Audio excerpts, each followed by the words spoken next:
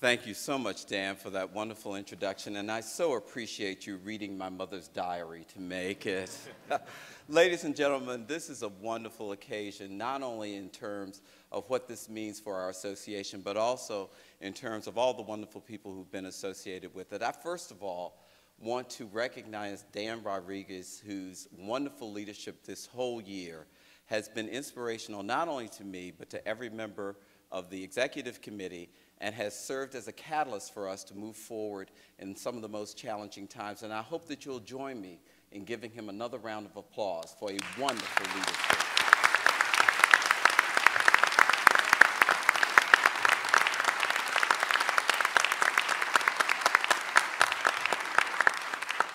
I also want to salute our executive director, Ms. Judy Areen. And ladies and gentlemen, I want to tell you, we have had the great fortune of having many wonderful executive directors. Susan Posner, who I think is Susan Prager, who is still here, I believe, and others. And now we have Judy Areen. And ladies and gentlemen, she has been a catalyst for not only wonderful vision moving forward with this organization, but has been an inspiration to me as I assume the presidency, and I thank her dearly for that wonderful leadership. I also want to give a thanks to all of the members of the executive committee. Ladies and gentlemen, in everything that we hear about our business, it is interesting to me to see that we have such wonderful leadership throughout our academy, and those individuals have given of themselves to this wonderful association at a critical time, and I'm very grateful to them as well. I would be remiss if I did not also recognize the immediate past president, Leo Martinez, who also set the stage for all of us moving forward. Lauren Rebel, who is on the EC now, but also is a past president. Rachel Morant, who is also a past president. Betsy Levine. All of these individuals have set a platform that we build upon, even during these most difficult of times. And of course, I would be very remiss if I did not thank the one individual who has made me the sane person that I am through all of the things that I've done, and that is my wonderful wife, Paulette P.J. Morant, who has been a wonderful source of support through all of this.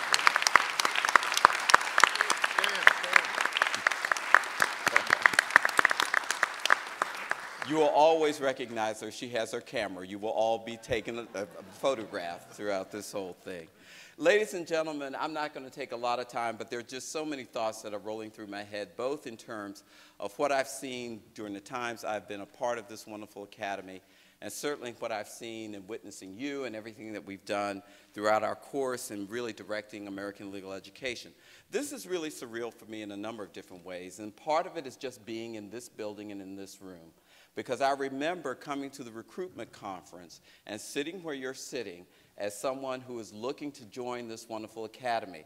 That was back in 1990, and I remember being very excited about joining what I thought was a true and very, very important calling, and that is not only educating individuals for this wonderful profession, but also contributing to a profession that I believe is most essential in a complex and global market. When I came into the academy, one of the things that I recognized is that having been a practitioner for a number of different years, I also recognized that the synergies that we form between the doctrines that we teach and that is actually practiced in the real world is an essential part of what makes our profession so very special. And these really complicated times basically elucidate that. You've heard all of the narratives about what's going on in our profession right now, and as you read all of those narratives, many times you will hear words such as crisis, that American legal education is in crisis, that indeed our profession is in crisis. And I wager to you that those particular kinds of characterizations have come from a variety of different sources. Let's examine a few of them and why those sources are going to be a catalyst for us moving forward in these challenging times. I've oftentimes said that we find ourselves in a perfect storm to such an extent. So what do we mean by a perfect storm? The ingredients are thus. First of all, we start with the basic trope that people have about lawyers. Now, we all know about this. People love to rail against lawyers. There are all kinds of professions out there that I believe deserve equal treatment in this regard. But lawyers tend to be the bane of all existences. I've oftentimes expressed this in basic cultural terms with regard to movies. And I remember the wonderful speaker during the president's speech last night, Mary Jo White, who kind of took some of my thunder away with this, but didn't give all of it, pointed out to this reference with that wonderful movie, Jurassic Park, where the first individual who was killed by the T-Rex was a lawyer. And as I sat in the theater as a lawyer, I took great umbrage at the fact that everybody applauded when that happened. It certainly does point out a reference to us that we tend to be individuals that are very popular to really rail against. Now, individuals like their lawyers that get them out of trouble, but as a group, that is one that is very popular for criticism. And I wager to you that even though some of the criticisms may be valid, the overall cast of the profession is really very unfair. You heard Dan say that I had the opportunity to deliver the Thomas More address at St. Dunstan's Church in 2003. It was an auspicious occasion for me because an American had never done it before, and so it caused me to do a lot of research into Thomas More and the history of our profession. And as I did that, and as you will recall, Thomas More was educated by Erasmus, and one of the things that motivated him so much in terms of becoming a lawyer was the fact that not only did you have the opportunity to enforce the rule of law, to represent your clients in a very special way, but it also gave you the tools to advance society beyond just your individual responsibility to your clients. That narrative and that history came out over 500 years ago, and it has permeated all of us and on the entire profession over all of those particular years. We haven't heard much about that. We have not heard about the various contributions that our professions make to society as a whole. And hopefully with this year of challenge, with this challenging situation that we find ourselves in, it will give us the opportunity to do that. The other part of the perfect storm that has become one that basically has made our profession one of a target has been the Great Recession of 2008. I recall vividly when I became Dean of Wake Forest in 2007, and everyone said, "My goodness, you're becoming a dean at a great time. Money is rolling off trees like crazy. With your personality and with everything that's going on, there are going to be tons of opportunity for you to find the resources to do amazing things." 2008 happens, and all the people who said that to me disappeared. And here we are, faced with a situation where all of American legal education has been cast by a system that has been held hostage to an economy that has been slower than it's ever been before. And what has that done? It has made finding jobs for our graduates that much more distinct. It has basically cast off the criticism about why it is legal education is a valuable tool to have. It has cast a mirror on what we do in terms of what we charge our students for this very, very, what I consider to be valuable enterprise. And it has caused us to question, and it has caused a lot of individuals to question the value of American legal education as we know it.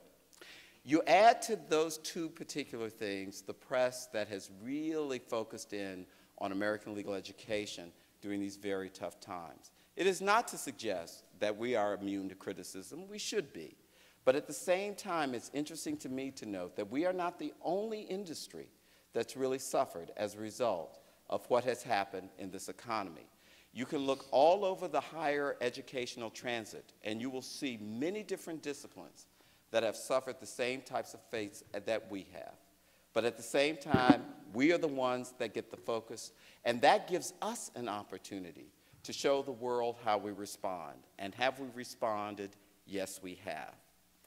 I'm really gratified to really have this opportunity for a number of reasons, because as I did my research about the history of what individuals do in this profession, it amplified the fact that not only is a good lawyer considered to be someone who knows the rule of law, who knows the discipline, who basically is one who represents her clients very well, but it's also an individual who recognizes that they have been given specific talents to really uplift society in a very specific way.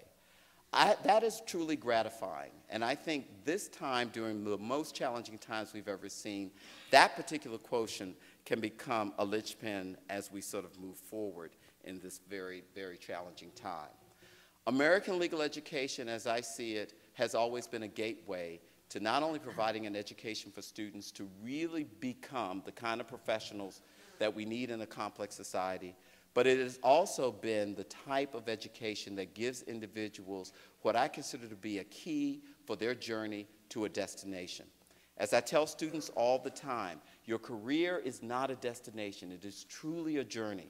And the skills that we give students in order to really make that journey are really prevalent in American legal education. Let us not forget that American legal education still continues to be envied all over the world. You can look at the plethora of individuals who come from foreign countries to come and get not only the educational advantages of being part of our institution, but also want to take back to their particular educational norms the kinds of things that have made us so very special. I really feel that the perfect storm that I've just described to you has been a catalyst for our industry. It has been a catalyst for us to think very probatively about what we can do in order to make sure that the individuals who invest in what I consider to be a very worthy endeavor, what they can have in order to really advance themselves and advance the societies in which they work. Because this is such a catalyst, I have seen over the transit a number of different initiatives that individuals have come to do in order to really meet the challenges that we now face. I really term this, and this is one of the things that I would love to highlight during my term as president, this idea that we have now cast as benefits from challenge, which is part of the continual evolution of American legal education. So when I say evolution, what do I mean? If you look at American legal education throughout the time of the beginning of this country, it started with this idea of apprenticeship, where an individual who wanted to become a lawyer basically married or basically worked with another individual who was a lawyer in order to not only learn the law, but learn the skills of professionalism in order to represent their clients well and to take their places in society. For those of you who haven't had the opportunity, I would implore you to read the book by David McCullough on the biography of John Adams, our second president. I'm in the current throes of finishing that book as we speak. And as I read that book, it was fascinating to me to read about Adams' journey and why he decided to become a lawyer. His father wanted him to become a minister. He thought he would become a teacher.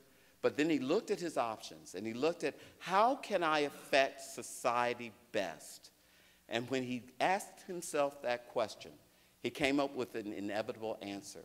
My best way is to become a lawyer. Not only will I represent clients, but in a democracy, it's very important to have individuals who understand that the rule of law and everything that goes with regard to making sure that justice, which is an integral part of a functioning democracy, be instilled. You saw that in his career, taking unpopular cases, recognizing that taking unpopular cases was a manifestation of making sure that the rule of law was sustained and that justice was for all and that ultimately democracy would be upheld. These are the kinds of quotients that I think make American legal education not only essential, but give us the catalyst in order to really make very discerning and wonderful choices during this very challenging time. As I look at this opportunity that comes with us through challenges, there are a number of things that come to my mind, and that is, how are we responding? What are those benefits from challenge that I see to be most prevalent right now? One of the things that has been ultimately very much a part of that landscape has been the unbelievable number of programs that have come out at many of our law schools across the country. I've had the opportunity to speak at a number of law schools this past year. I've met a number of deans throughout the country. I've talked with individuals all over the planet talking about how do we meet this particular exigency that we have. Ladies and gentlemen and colleagues, I wager this to you. There's not a single law school in the United States that's not trying to do what it can in order to make sure it gives the students the value that they need and the skill sets that they need in this very complex democracy. The one thing that I noticed is that in looking at all of these variety of different programs, the one constant that goes through all of them is that these programs have a tendency to inculcate, if not explicitly, then tacitly, the skills of professionalism that students need to marry with their doctrinal knowledge in order to really be effective when they leave. Very often, we talk about these programs in terms of their experiential offerings, and many of them are very good about that. And it really fits within this arc of the evolution of our business. Now, what do I mean by that arc of evolution? Remember how I just said to you that American legal education started with an apprenticeship program. It then moves into the latter 19th century with Christopher Columbus Langdell, his whole theory of law as science, and then moving into the classroom, creating individuals who understand that critical thinking and understanding the law in very creative ways is the way that we uplift the profession. That model has dominated the landscape for most of the 20th century, with the advent of clinical education coming in the late 60s and early 70s. And then we now see an acceleration, if you will, of an implementation of a model that really reflects the apprenticeship, where you have many more law schools now offering experiential offerings to their students that marries with that very same thing that we've done very well for so long in teaching them critical thinking. This is an exciting time for us because now the synergies between what we do with regard to doctrine and theory are now being married in terms of looking at how it really works in the real world, and it also inculcates in our students this very important quotient of professionalism. That term conjures up so many different things in so many different individuals' minds. If you read the literature, oftentimes you will hear the very first thing said is that it's an amorphous concept that's very hard to define. You know it when you see it, but it's something that really is important if an individual who graduates from law school is to be successful.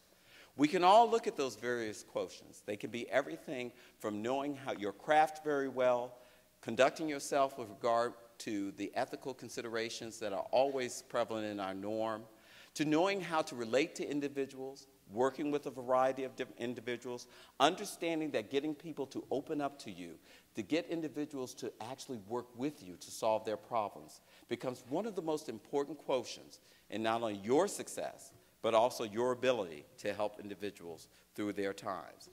I wager to you, ladies and gentlemen, that these elements that we have in all of these programs are really encapsulated in this overall vision of really creating better professionals who come out of our law schools. It is most exciting, and I can cite to you examples throughout the country to do that. It would take me all night to do it. I only have 20 minutes, but I do want to cite a few. One of them that really struck my interest was this semester-long externship programs being done in many different law schools. I studied it online. I noticed that Notre Dame Law School and also the University of Illinois is doing that. Legal residencies, which are taking on much more steam throughout the country. And it's very interesting to see that the Denver Law School and the University of Colorado School of Law are both teaming together to make this a reality for their students.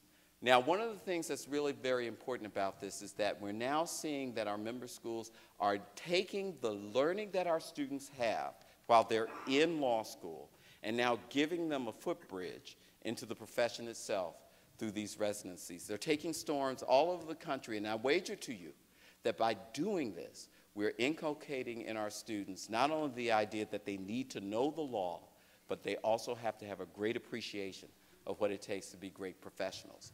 I cite to the University of Colorado and Denver as well because you notice that they're teaming in order to do this.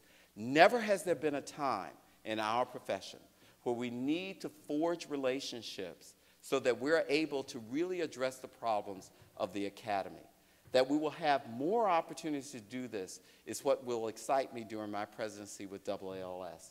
That we'll be able to be a resource for schools so there can be more partnerships to go along that way.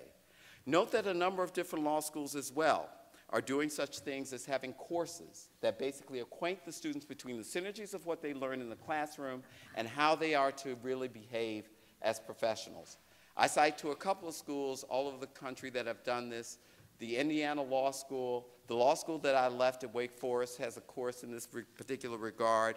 You also have courses being taught like that at University of Montana, at Temple Law School, and at the law school that I am now associated with, it has an Ends of Court program where every single first-year student coming in the door is basically in a very small group that basically has an educational component that includes not only a professor in the classroom, but also someone who is a part of the profession.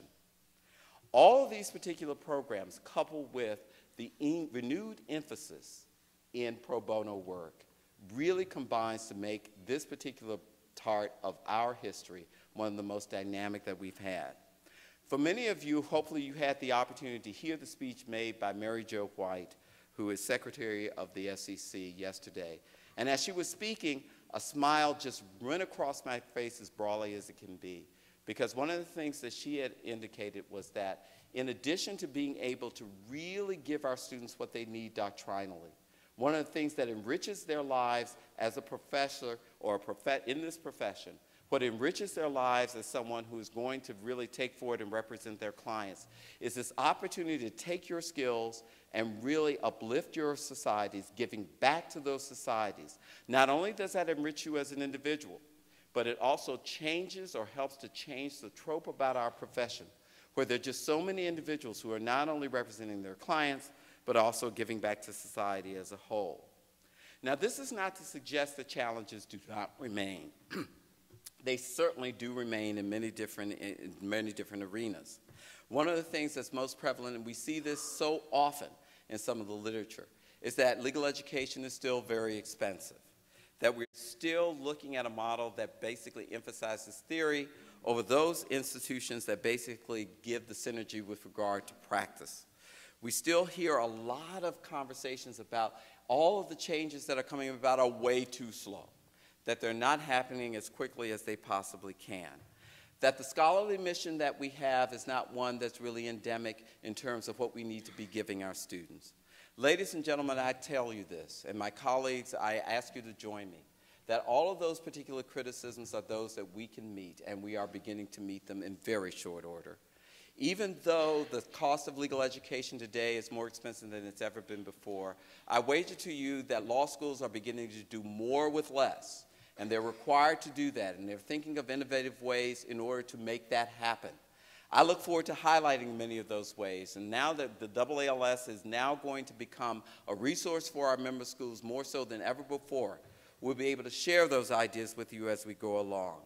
The criticism about scholarship, to me, it goes hand in hand with what we do. There is no other institution in America that is more suited to really critiquing the rule of law than our academy is to do. And the variety of scholarship that is out there can be very synergistic with everything that we do in terms of what we give our students during this very complex time. For those of you who had the opportunity, there was a wonderful speech given by our colleague Robert Post, who is the Dean of Yale Law School, who talked very cogently about this academy being the only institution to look both internally and externally at law, so that we not only become an instrument for those who are policymakers, but it enriches us in terms of what we give our students in this realm. Some individuals feel that that particular mission is antithetical to the one of really inculcating in our students the ideas of professionalism. My colleagues, I wager to you that individuals who say that could never be more wrong. There is a distinct intersection between what we do as scholars, what we do as teachers, and what we do as producing individuals who are going to be better professionals. I look forward to highlighting that as we move forward. One of the criticisms that we hear, and this may be a very valid one, is that even though we are now doing more in terms of really inculcating in our students the value of professionalism with everything else, that it does not permeate itself throughout the curriculum of what we have. I wager to you that Rome wasn't changed in a day, and I do believe that in years to come, we're going to see more and more emphasis on the idea of really acquainting our students coming in the door with the synergies that come with the doctrine of law and the professional tenets that really becomes important in terms of what we give them. I very much look forward to working with you in this coming year and the years past that in order to really highlight what I see as the benefits from challenge that have come about during this time of a major, major upheaval in our market. I look forward to highlighting those innovations and also working with the AALS to become a greater resource to our member schools. I also look forward to the AALS and working with them in order for us to be a better voice for American legal education. As you know, we have put in a lot of different mechanisms right now in terms of communication in order to really be a balanced voice for what I consider to be the holy grail of really legal education throughout the world. I look forward to highlighting that. I look forward to working with it. And we need your help in accentuating what I consider to believe to be a very important quotient, and that is emphasizing the salience and value of American legal education. I want to leave with you a couple of different pointers, and with that, I want to also thank you so much for all that you have done and all that you will continue to do as we move forward. Our challenges still remain. There is no question about that. As we pick up newspapers on a daily basis, we always see new information about why our industry is challenged. I wager to you, colleagues, that is not only a wake-up call to us, it is a motivation for us to really put ourselves together to really show that we are moving in a direction to give our students what they need in order to really reach this complex society in which we live. I would be remiss if I didn't say in this closing that permeating all of those particular characteristics that we have is that we need to really make sure that our students are really prepared for what I consider to be a very complex, global, and very diverse market. Diversity, as you know, is a very important tenet of the AALS. I have seen it written that it is another holy grail of our particular education. I have seen all over the country with these professionalism programs that it gives our students the opportunity to see the diversity of constituencies that are outside their law schools, and it really basically emphasizes to us that the importance of educating our students within a very diverse environment becomes a big and very, very important part of their educational sphere. It's an important part not only because of what it does for us as a society, but it also becomes an important part because if we do not do this for our students, they will not be prepared for this complex and global market. Is the effort to do all of this worth it? I wager to you that it is. Because American legal education, which gives the skills to individuals to do many different things with their lives, basically creates individuals who not only represent individuals who have or need legal services, but it also has the potential of creating leaders who are going to work in a very complex democracy and certainly in a complex world which needs creative thinkers, which needs critical thinkers, which needs innovators, and needs individuals who are going to move the needle forward in terms of what we do. Let me leave with you this thought. I look forward to working with you in order to really inculcate a lot of these ideas that I've had with you. And I implore you, let us not shrink back into mere survival. Let us move forward to enhance the evolution of American legal education, one that not only emphasizes the importance of doctrine, but one that also gives our students the variety of different skills to work in a very complex and global world. I will look forward to working with you on that. I look forward to heightening the attention that we have with regard to that evolution. And when that happens, ladies and gentlemen, I wager to you that we will have not only a stronger academy, but we will be producing individuals who will not only be great lawyers, they will be great leaders who will not only uplift their societies in which they live, but will give back to a very complex market. Thank you very much.